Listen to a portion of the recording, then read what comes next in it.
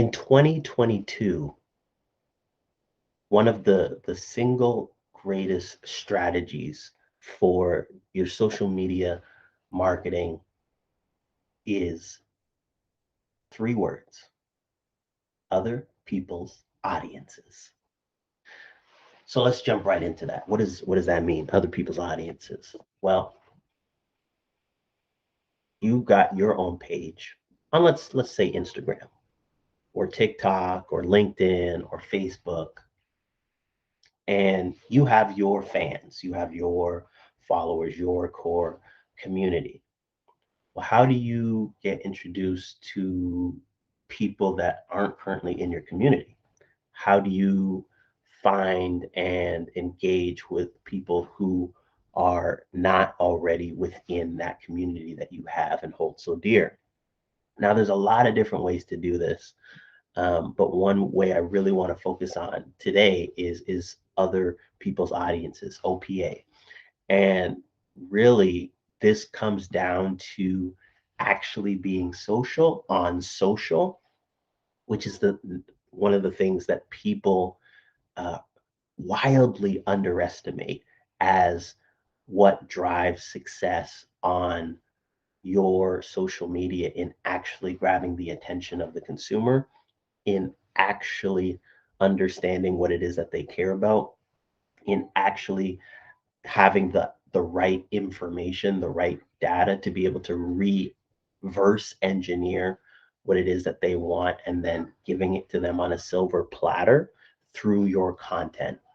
So when we think about other people's audiences and how do we go about, getting brand awareness through that OPA, well, it comes down to value. What is something of value that you can offer, that you can provide, that people will actually care about, people will actually benefit from?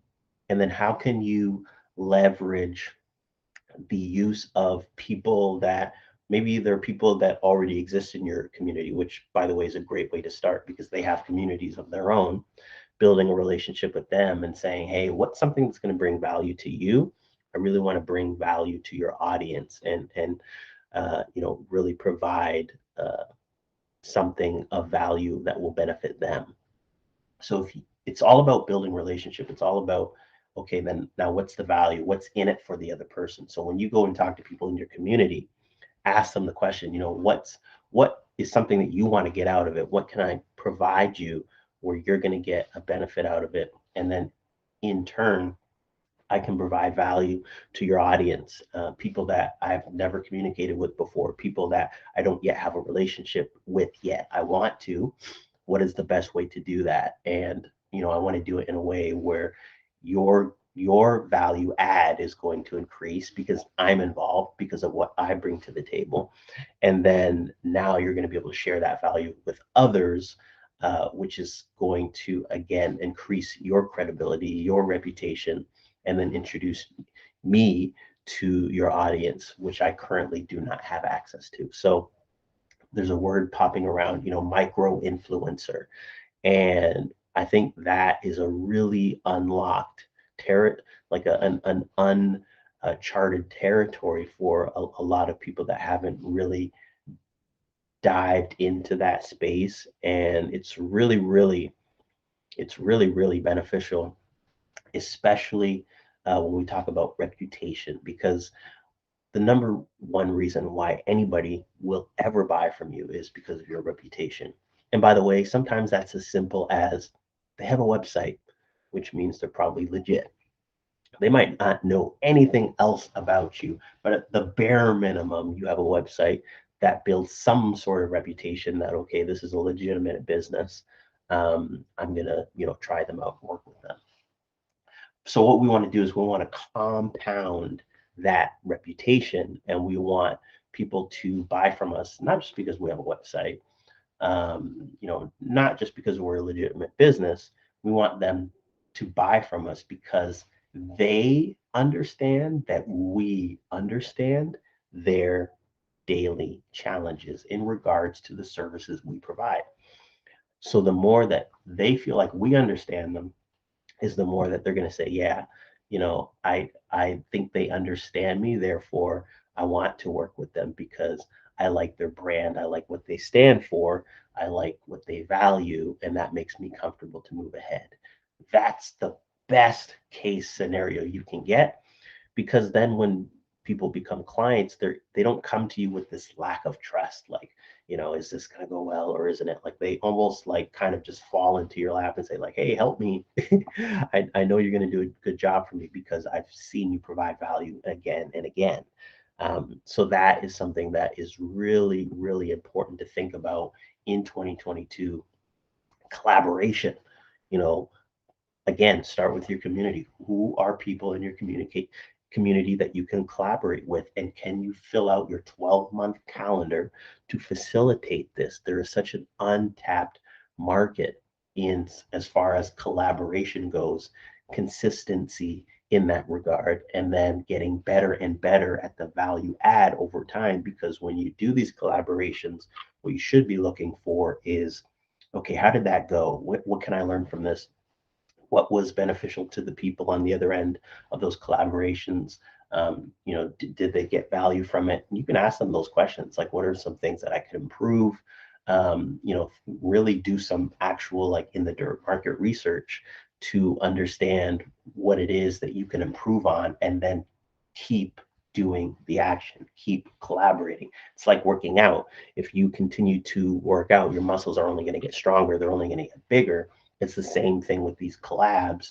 Other people's audiences might grow. Influencer marketing, all of these things take practice. All of these things take time to understand them so that you can really be effective in that space.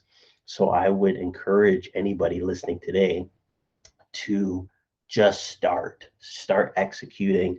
It can be something as small as a story, on your Instagram page, like really trying to just understand what people care about, and then leveraging the feedback that you get to really start those collaborations, and then say, yeah, let's focus on, maybe you want to focus on a certain industry, or maybe you want to focus on a certain personality type, somebody that is really going to help drive your brand forward.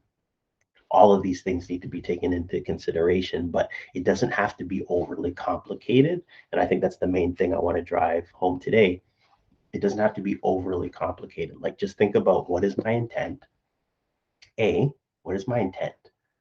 And then, a lot, like, you can say an intent or objection is the same thing. So, have those things there, whether you think they're different or not. I like to think of intent as, like, what's my heart on this?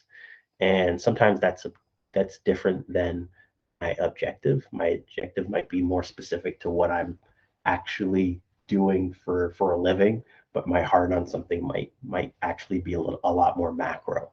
And then once you have those two things figured out, then now it's time to decide, how am I going to execute? So you have the intent, have the objection. Now it's time to figure out, what do people care about? How can I, execute this in a way where people are going to listen, people are going to care, people are going to get involved? Because without other people, you'll never get to other people's audiences. So you really have to care, like, find out what those people care about first. After you have intent and objection, do that market research. That's going to help with the execution side of things. So you're executing the marketing research, you're executing the strategy, which is how, now that I know what people care about, what plan am I going to build that is going to attract said people, and then do it. Do it, see how it goes.